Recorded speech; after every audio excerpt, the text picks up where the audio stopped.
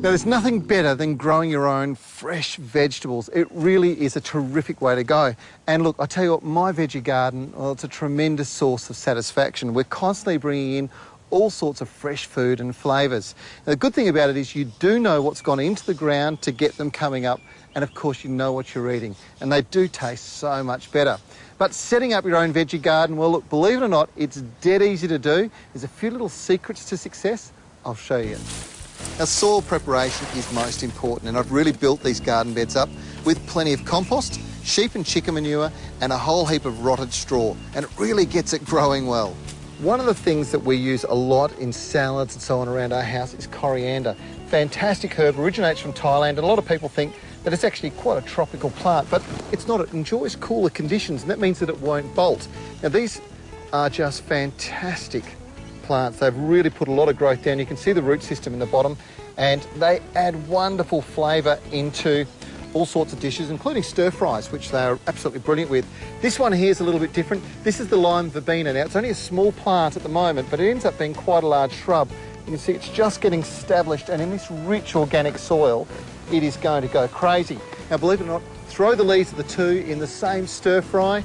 Absolutely sensational. Unfortunately, some fertilisers can actually overfeed the plants, and that promotes leggy, weak growth. Now, what you want is something that's going to provide a really organic, slow, steady growth. And with herbs, it's really important to encourage strong growth, sustainable growth. And for that, well, you can't beat a combination of sea salt and power feed. But one of the more unusual things that occurs during the winter months is getting severe frosts that kill off some of your veggies and fruit. Tropical plants like chilli will die off, and we've had a bad frost here. This stuff here, power feed, it's an organic-based fertiliser. It's a mixture of humic acids, now that's sort of liquid composts, fish emulsion, and also a little bit of the seaweed in it as well. And I tell you what, it is fabulous stuff. It's a great organic-based fertiliser.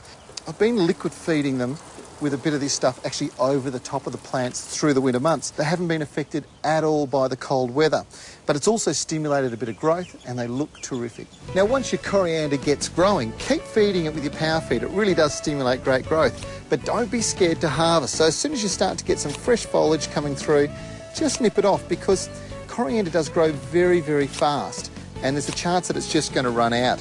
Now, you've done that, get a few more pieces, and then you take it and you make your favourite dish. Now, one of my favourites is coconut prawns, and I'll tell you what, it's even better when somebody else cooks it, so I'll give this to Nev.